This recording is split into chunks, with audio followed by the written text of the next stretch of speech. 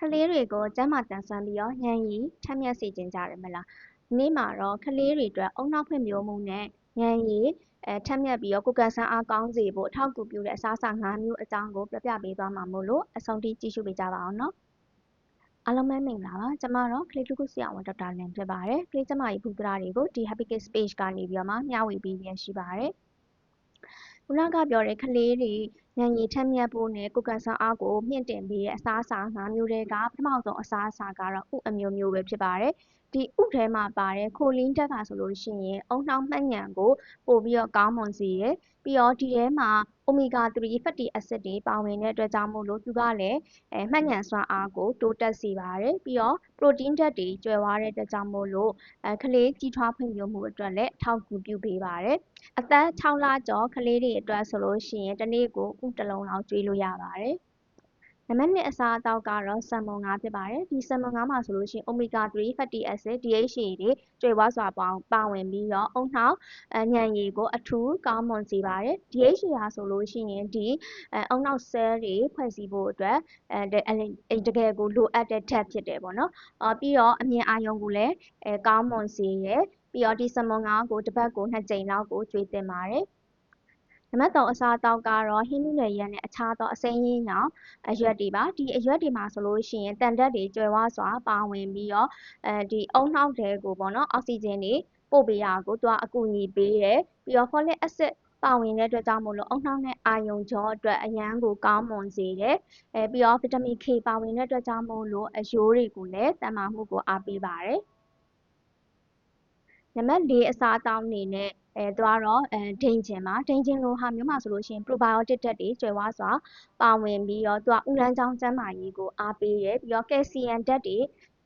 များပြီးတဲ့ခါကျတော့အယိုးနဲ့သွားတွေကိုလည်းတန်မာစေတယ်ပြီးတဲ့ခါကျတော့ဒီဒိန်ချင်ထဲမှာဆိုလို့ရှိရင် protein ဓာတ်လည်းပါတယ်ဒါကြောင့်မို့လို့ဒီစွမ်းအင်တွေကိုလည်းပြန်ပြီးတော့ဖြည့်တင်းပြီးတော့ကလေးကြီးထွားဖွံ့ဖြိုးမှုအတွက်လည်းအားပေးပါတယ်နောက်ဆုံးအစားအစာကတော့သစ်ကြာအသီးနဲ့အခြားသောအခွံမာအသီးတွေပါဒီအသီးတွေမှာဆိုလို့ရှိရင် omega 3 fatty acid တွေကျွဲဝစွာပါဝင်ပြီးတော့ဦးနှောက်ဖွံ့ဖြိုးမှုအတွက်သူကလည်းအထောက်အကူပြုပေးတယ်ပြီးတော့ဗီတာမင် E ပါဝင်တဲ့အတွက်ကြောင့်မို့လို့cell တွေဦးနှောက် cell တွေပျက်စီးမှုကနေလည်းကာကွယ်ပေးတယ်ပြီးတဲ့အခါကျတော့သူ့မှာအမြင့်ဓာတ်တွေကျွဲဝတဲ့အတွက်ကြောင့်မို့လို့အစာချေစနစ်ကိုလည်းကောင်းမွန်စေတယ်ဒီလိုအစားအစာမျိုးကိုအသက်3နှစ်အထက်ကလေးတွေကိုမှဒါကိုကြိတ်ချေပြီးတော့မှကျွေးသင့်တယ်ဘာဖြစ်လို့လဲဆိုလို့ရှိရင်ဒီလိုမျိုးအခွန်မှာအသီးတွေဟာဆိုလို့ရှိရင်အသက်ရှူလမ်းကြောင်းကိုပိတ်မိနိုင်စေတဲ့အတွက်ကြောင့်မို့လို့တေချာလေးဂရုစိုက်ပြီးတော့ကျွေးရပါမယ်ဒါဆိုလို့ရှိရင်ကလေးတွေကိုဒီအစားအသောက်တွေကိုဘယ်လိုမျိုးကျွေးရမလဲဆိုတော့ခုနကပြောတဲ့အတိုင်းအသက်အရွယ်နဲ့အညီလိုက်ပြီးတော့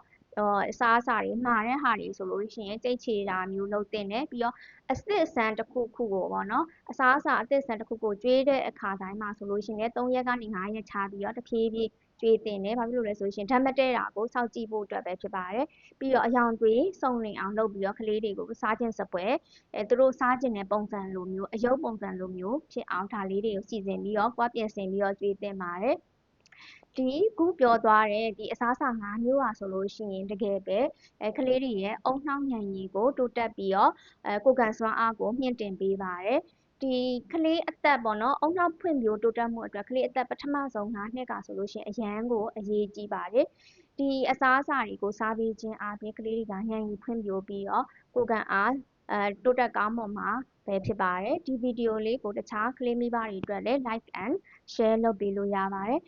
ကလေးကျန်းမာရေးဗဟုသုတတွေကိုဆက်ပြီးတော့ကြည့်ရှုနိုင်ဖို့အတွက်ဒီ Happy Kids Page ကိုလည်း follow လုပ်ထားပေးဖို့လည်းမမေ့ပါနဲ့ကလေးများအားလုံးကျန်းမာပျော်ရွှင်သောအနာဂတ်ကိုပိုင်ဆိုင်နိုင်ကြပါစေ။